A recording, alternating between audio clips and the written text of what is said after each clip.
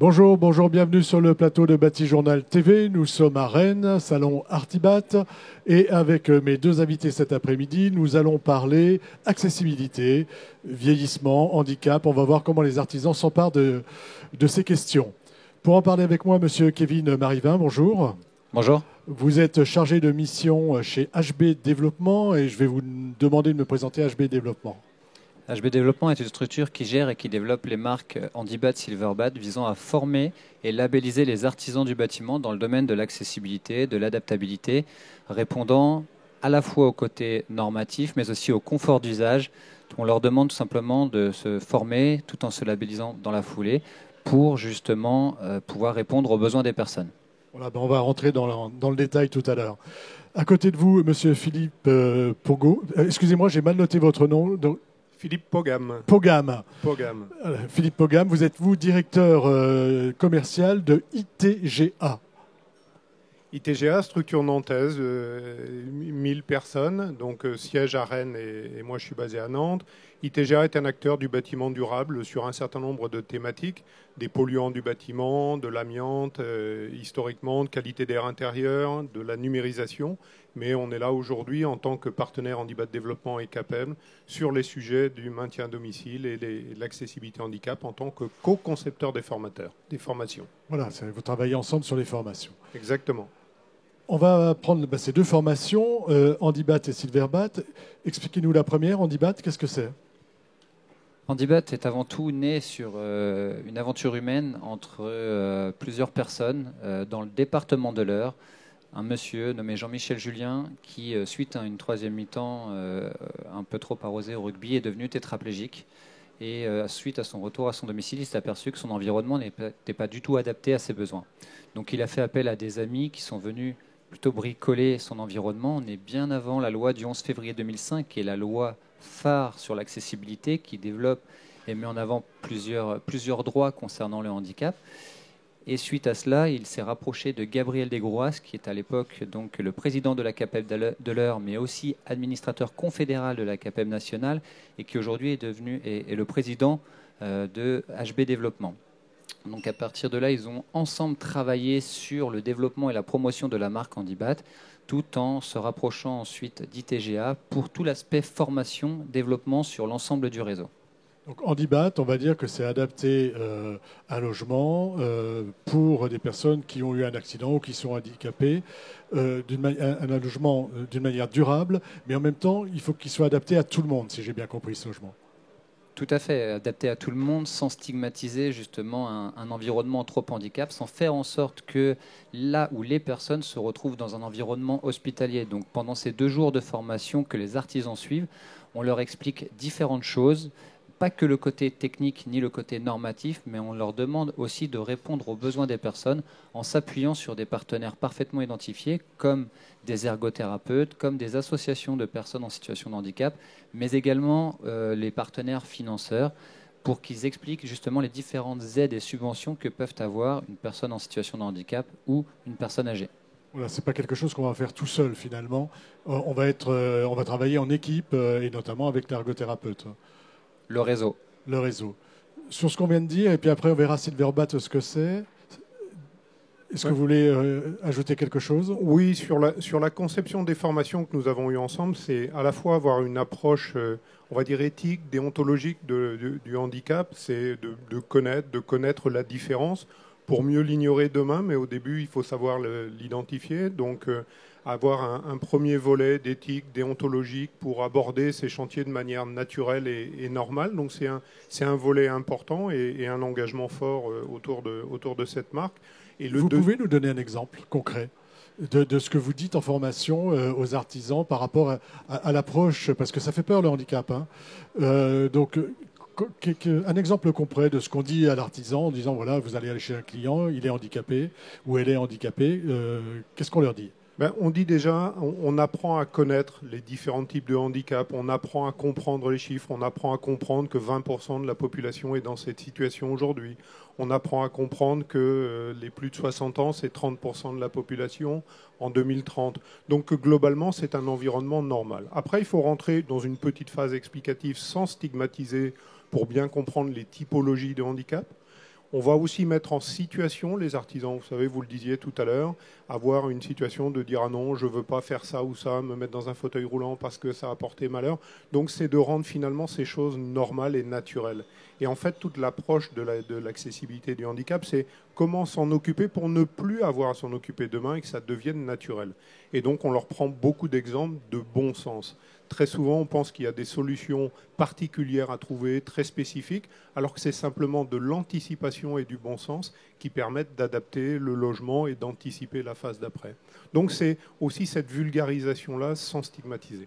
D'accord, ça c'est c'est le volet éthique. Exactement. Sur le volet technique, qu'est-ce qu'on apprend ? Sur le volet technique, alors il y a le côté réglementaire. La réglementation donne une base de départ, j'ai envie de dire, dans le milieu de l'accessibilité, c'est un paradoxe, mais c'est la première marche de l'escalier. Mais il faut aller au-delà de cette première marche. Donc il y a le côté normatif, mais quand on est sur du logement individuel, c'est de répondre aux besoins des personnes, sans forcément aller sur l'aspect réglementaire. Je vais vous un exemple très simple, les prises électriques. Les prises électriques, il y a certes le DTU, mais la norme va donner 90 à 1,30 m. Mais si vous êtes chez une personne âgée ou une personne en situation de handicap qui vit avec une autre personne, son conjoint, sa conjointe, vous n'allez peut-être pas forcément rester dans ces 90 à 1,30 m parce que l'environnement familial, il faut aussi y répondre. Il ne faut pas ne répondre qu'à la personne qui a le besoin. Donc il faut prendre en compte et la personne et son entourage afin de répondre au mieux aux besoins des personnes. Donc il y a la norme, ça c'est une certitude, mais il y a aussi le côté adaptation qui est un élément indissociable justement du logement et du maintien à domicile. Voilà. Vous vouliez ajouter quelque chose ? Oui, ce que vous évoquiez, c'est qu'est-ce qu'on apprend ? On apprend à remettre l'humain au cœur du dispositif. C'est d'être centré sur la personne et pas centré sur ses propres travaux, sur la technologie que l'on va développer, mais bien être en réponse. Donc c'est inverser ce bout de raisonnement au départ pour bien comprendre une situation et derrière adapter des solutions techniques. Alors avec le respect qui va bien, la bonne posture, mais c'est ça en fait, ce changement de regard, il est voilà, là. C'est le changement de regard. Et là, on va partager ça ensemble dans le cadre de ces formations et de ces réflexions. C'est de partager ce regard différent, un sens client différent et une urgence différente. Parce que derrière ces situations-là se cache aussi souvent un délai, une obligation encore un peu plus forte, un peu plus chartée, d'apporter une solution rapide à des personnes nécessiteuses. Sur le Handibat, ça a été lancé quand ? Combien aujourd'hui d'artisans sont labellisés Handibat ? Est-ce que c'est suffisant ? Est-ce que vous en voudriez plus ? Est-ce que vous voulez lancer un appel ? Comment ça se passe ?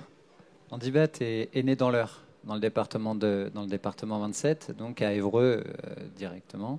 Et avant de se lancer sur l'ensemble du territoire, on a fait des phases tests, j'ai envie de dire, sur ce département-là.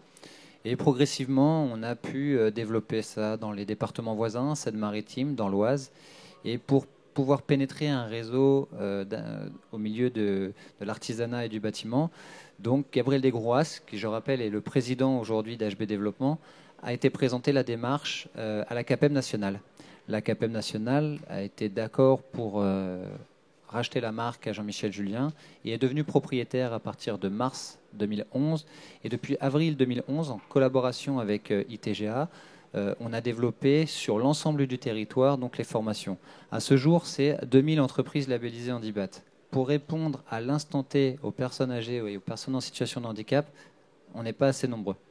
On n'est pas assez nombreux, il faudrait être beaucoup plus. Alors le nombre exact, 5 000, 10 000, 15 000, il n'y a pas de nombre, mais il faut justement continuer. Et Philippe l'a très justement dit, c'est que le nombre de personnes âgées évolue et d'ici 10 ans, on aura quand même un tiers de la population qui aura plus de 60 ans. On sait très bien que les personnes âgées ne pourront pas toutes être présentes en EHPAD pour des questions de coût, mais aussi des questions de place. Donc il est important de préserver les personnes le plus longtemps possible au sein de leur environnement. Allez-y. Oui, puis un élément de contexte. On sort du Covid, on sort d'une période qui amplifie ce raisonnement du maintien à domicile, des structures d'accueil, de la sécurisation des structures d'accueil. Je pense qu'il y a aussi une accélération et un renversement de la thématique. Voilà, on a envie de rester chez soi. On a envie de rester chez soi, on aura besoin de rester chez soi et c'est globalement ce que l'on doit à nos aînés ou aux personnes en situation de handicap. Si je suis artisan, si je veux être Handibat, je m'adresse à qui ? Je fais comment ? On s'appuie sur un réseau, le réseau CAPEB. D'accord, il y a une CAPEB dans chaque département. Donc il suffit de contacter sa CAPEB départementale, parce que c'est une marque nationale à ancrage départemental. Donc on a la possibilité de pouvoir faire les formations au sein de son département sans faire des kilomètres ou sans aller à l'autre bout de la France. Alors, il y a Handibat, mais il y a aussi Silverbat. Silverbat, qu'est-ce que c'est Allez. Je t'en prie. Alors, Silverbat est parti d'un constat de nos artisans, de nos CAPEB départementales, mais aussi des particuliers âgés, c'est que Handibat est connoté handicap. Et en 2014, quand la Silver Economy est arrivée, lancée par Arnaud Montebourg et Michel Delaunay, on a donc développé la petite sœur d'Handibat qui se nomme Silverbat. Donc c'est toujours la même chose en termes de formation, en termes de dossier, en termes de communication. La seule chose, c'est qu'on s'appuie sur des propos différents. On ne va pas s'adresser de la même manière à une personne âgée qu'à une personne en situation de handicap. Qu'est-ce qui fait la différence ? La différence, c'est l'entrée. La différence, c'est l'affichage. Le fond est identique. L'approche et l'éthique et l'approche est identique. Elle tourne autour de la notion de confort d'usage. D'ailleurs, dans le hall, et ici, nous sommes dans l'espace confort d'usage, qui veut bien dire ce que ça veut dire. C'est-à-dire que globalement, l'usage et remettre l'usager au cœur de la préoccupation du bâtiment est une notion importante, de plus en plus prise en compte. Et elle va concerner la qualité d'air intérieur, elle va concerner l'acoustique, elle va concerner la thermique, l'accessibilité. Et c'est cette logique-là qui est à prendre en compte. Et peut-être, si on a globalement un bout de message, de moins en moins de silos, en disant je vais traiter l'efficacité énergétique et puis à un autre moment l'accessibilité. Toutes ces notions sont bien évidemment liées et le bon sens et l'anticipation font qu'on peut traiter les deux efficacement. Voilà. Qu'est-ce qui est de bon sens et d'anticipation dans des travaux qu'on va faire, par exemple, en même temps qu'une rénovation énergétique, sur l'accessibilité ? Et je ne parle pas d'un handicap particulier où c'est parfois très particulier, mais sur l'accessibilité en général pour des jeunes enfants ou des personnes âgées. Oui, il y a plein d'exemples et Kevin rebondira sur des exemples techniques. La notion d'anticipation et de bon sens, c'est mon client qui a 50, 60 ans aujourd'hui, qui a envie de rester à son domicile. Les travaux que je vais faire pour lui ne sont pas uniquement des travaux ponctuels, je vais être en recommandation d'aménagement des locaux. Alors il y a des exemples dans tous les corps de métier, je vais changer les menuiseries, pensons au seuil de menuiserie, pensons aux pentes et aux dévers en extérieur, pensons à toute la chaîne de déplacement intérieur et extérieur de notre bien pour demain permettre à notre client de rester à domicile. Donc l'anticipation, ce n'est pas uniquement la réponse à un devis à un instant T, c'est la capacité des artisans formés à aller suggérer d'autres démarches, suggérer pas forcément pour vendre, pour apporter une solution globale ou aider le client à anticiper les étapes d'après. Voilà, c'est le devoir de conseil de l'artisan. Le devoir de conseil, et le conseil est un des trois piliers. Et je vais laisser Kevin donner les trois piliers d'Handibat qui sont très importants. Alors allons-y sur les trois piliers. Toute entreprise labellisée s'engage à respecter une charte qui repose sur 3 engagements et 9 exigences. Et les 3 engagements, c'est le service, les compétences et le conseil. 3 éléments clés, 3 éléments importants qui, justement, permettent de mettre en avant les entreprises, de les identifier parfaitement. Et après, aux particuliers, de faire appel à des entreprises qualifiées, compétentes. Donc, c'est d'un côté un gage de qualité pour les professionnels labellisés, mais c'est surtout un gage de sécurité pour les personnes qui sont dans ce besoin.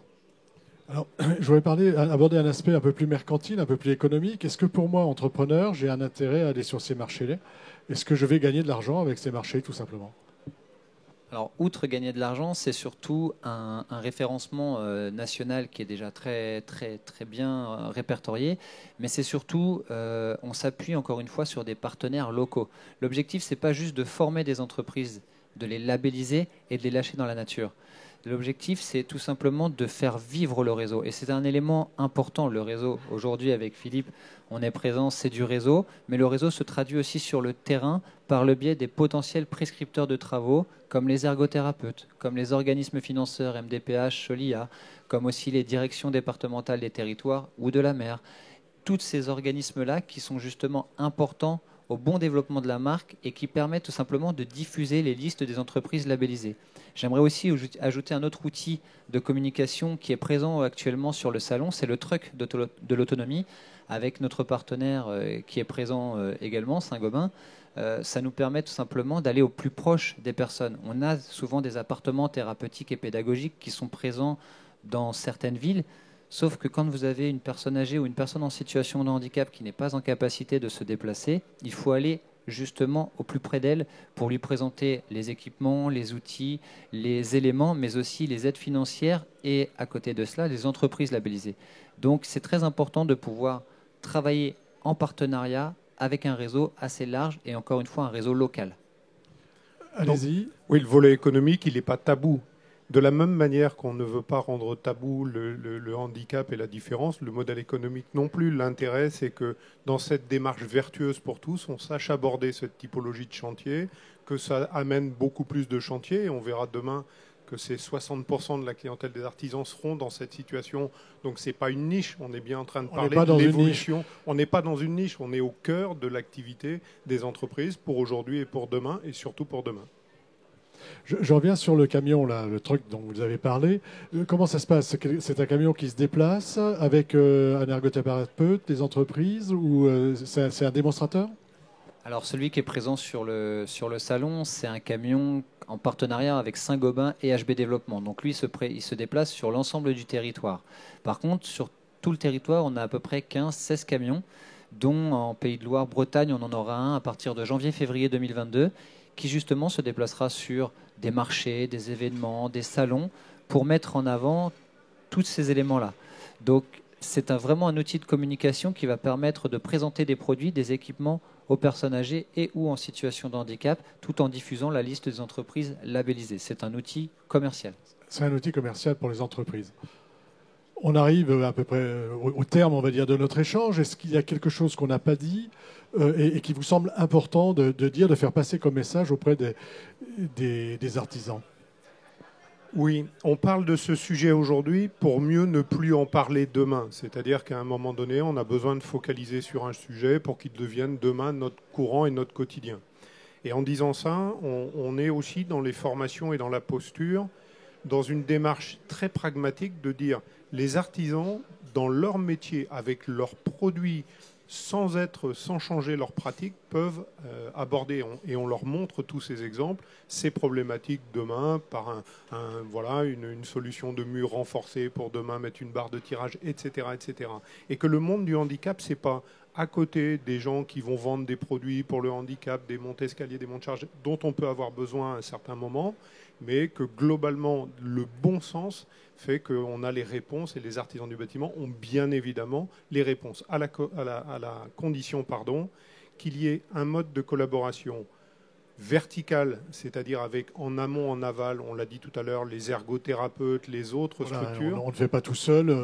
On n'est pas tout seul, et on n'est pas tout seul non plus en transversal, c'est-à-dire que très souvent, on a besoin de 2 ou 3 corps de métiers qui peuvent intervenir et intervenir ensemble. Parfois, c'est une seule entreprise et parfois, il y a besoin de cette coordination. Donc, elle a aussi cette vertu-là, la démarche. Voilà. Ceci dit, ergothérapeute, oui, pour quelqu'un en fort handicap, mais si vous venez chez moi quand je serai âgé, peut-être qu'il n'y aura pas d'ergothérapeute. Il y a du bon sens aussi. Il faut savoir aussi proposer les choses. Bien évidemment. Et cette dimension humaine dont on parlait tout à l'heure qui fait qu'on aura comme interlocuteur la famille, où on sera à un moment donné de la trajectoire de vie de l'entreprise, à un moment de vie difficile, d'un accident. Donc cette sensibilité-là, elle est importante. Donc c'est aussi cette approche-là qu'on essaye modestement de faire passer. Vous avez le mot de la fin. Pensez beau, soyez handibat. Beau, bâti, éco, accessible, universel. Voilà, bravo. Merci d'être venu donc sur Bâti Journal nous parler de Handibat et de Silverbat. J'en profite parce que c'est la dernière de ce salon, dernière émission. On a enregistré beaucoup d'émissions et je vous invite à aller les regarder sur Bâti Journal. Et je voudrais aussi remercier ceux sans qui cette émission ne serait pas possible. Nicolas, Mathieu et Victor, merci à vous pour ce beau plateau. Merci messieurs d'être venus jusque-là. Une émission donc à retrouver sur notre site Bâti Journal et sur le site de notre partenaire Artibat. Merci à vous. Merci à vous.